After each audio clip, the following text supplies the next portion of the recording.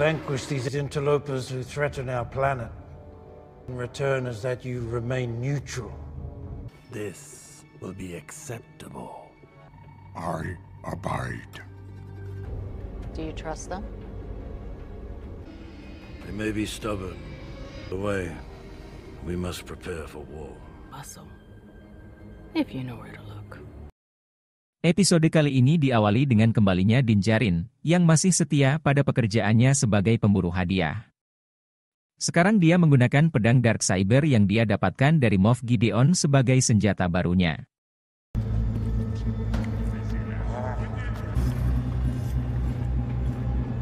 Kali ini dia mendapat buruan seorang bernama Kaba Bais yang berutang pada penyewanya. Dengan sedikit pertarungan, dia berhasil mengalahkan semua anak buah Bais dan mendapat kepalanya. Namun, dirinya terluka terkena pedang Darksaber-nya sendiri. But you look like the practical type.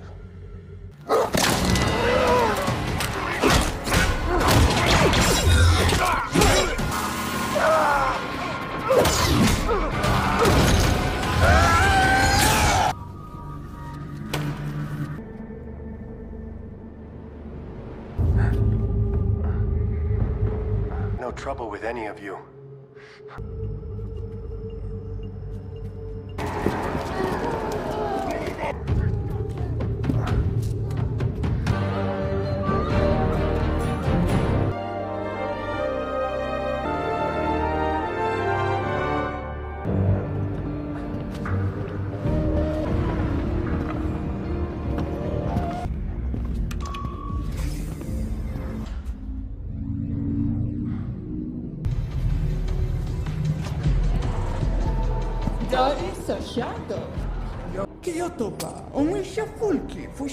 Setelah dirinya mendapatkan bayarannya, dia kemudian menemui Armorer dan Paz Vizsla.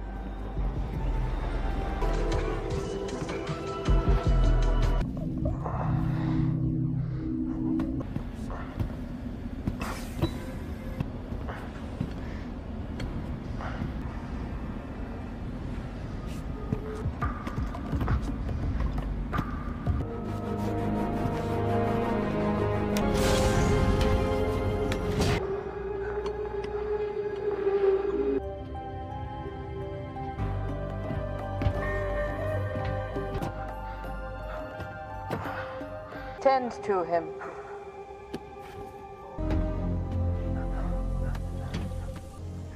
I am sorry for your sacrifice. What weapon caused such a wound? Kemudian, dia menjelaskan kepada Armorer tentang dari mana dia mendapatkan Darksaber. Lalu Armorer menceritakan asal-usul Darksaber pada Din. Bahwa pemilik Darksaber berhak untuk memimpin Mandalore, tetapi itu harus memperolehnya di Create melalui pertarungan. Dan Darksaber tidak boleh jatuh ke tangan orang yang tidak layak karena akan menjadi sebuah kutukan. Deserving, it will be a curse unto both Mandalorian and Jedi. This is the way. This is the way. I defeated Moff Gideon. Death would have been justice for his atrocities. Executed for his crimes by the New Republic Tribunal. It was the gift of a Jedi. Mere existence puts... Then forge it into armor. Lalu, Din meminta Armorer untuk mengubah tombak beskarnya menjadi armor dan dia berencana memberikan armor tersebut kepada anak asuhnya bernama Grogu. For a specific foundling. Grogu.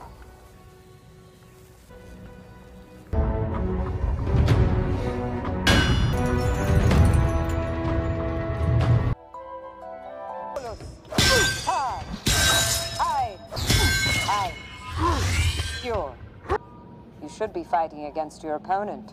Tolos! Tad! Your body is strong, but your mind is In someone else's hands. Kemudian, Paz datang menantang Din berduel untuk memperebutkan pedang Darksaber. Dia merasa layak untuk memilikinya karena pedang Darksaber dibuat oleh leluhurnya. Namun Din berhasil memenangkan pertarungan.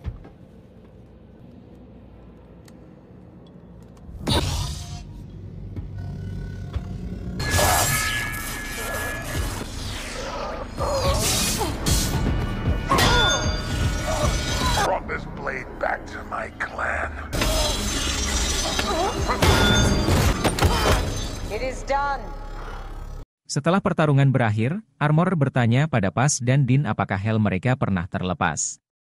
Dean memberitahu Armorer bahwa dia pernah melepas helmnya dan meminta maaf padanya. Kemudian, Armorer mengatakan kepada Dean bahwa satu-satunya cara untuk menebus kesalahannya adalah di perairan di bawah tambang Mandalore, namun semua tambang telah hancur. Kemudian, Dean pun pergi setelah dirinya dianggap sebagai pembelot bagi kaumnya. Dengan menumpang pesawat komersial, dia pergi menemui Pelimoto, yang kabarnya memiliki pengganti pesawat Razor Crest miliknya di Tatooine.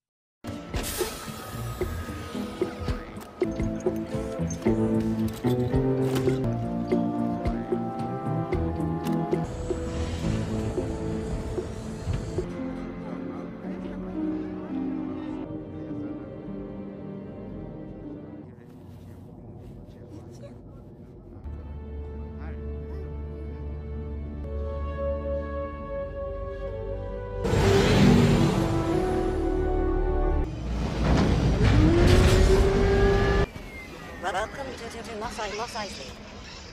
I hope to see you again very soon. No, please. I'd say no, you're a droid. And I'll take care of it.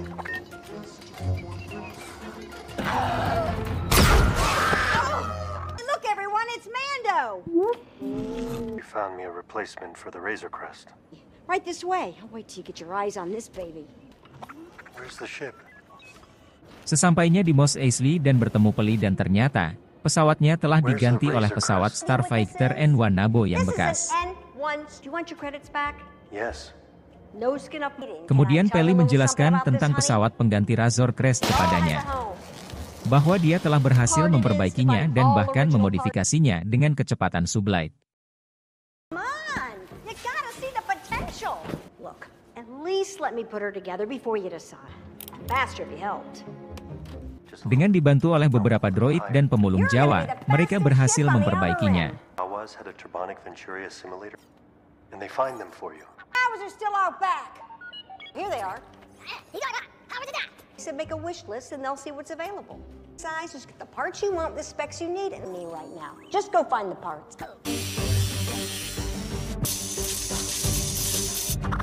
Now, oh, I always knew you were the smart one. Oh, that's good.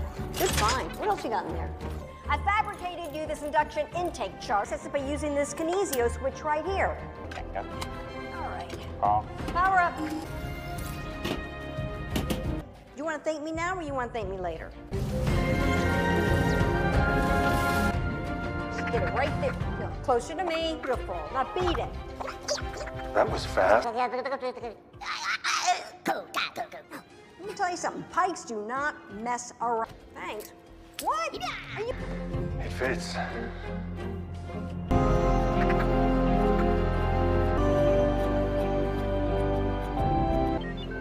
Oh! Watch your language around the customers.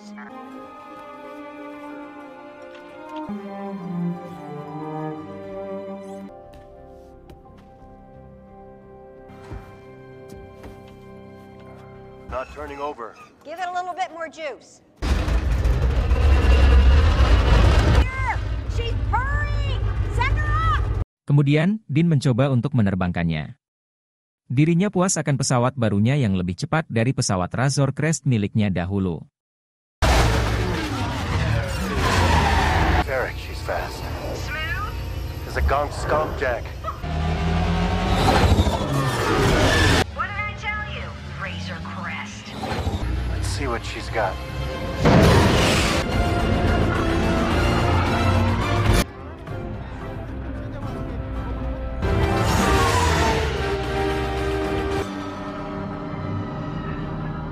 Namun, dia dihampiri oleh dua orang pilot X-Wings, Kapten Carson Teva dan Letnan Rick. Kemudian mereka menanyakan tentang aktivitas Dean di masa lalu di sekitar Nevarro saat mengendarai Razor Crest. Tanpa menjawab, Dean mengaktifkan kecepatan sublight pesawatnya dan meninggalkan mereka. In an incident involving Imperial remnants. On our sensors. Are we reporting this?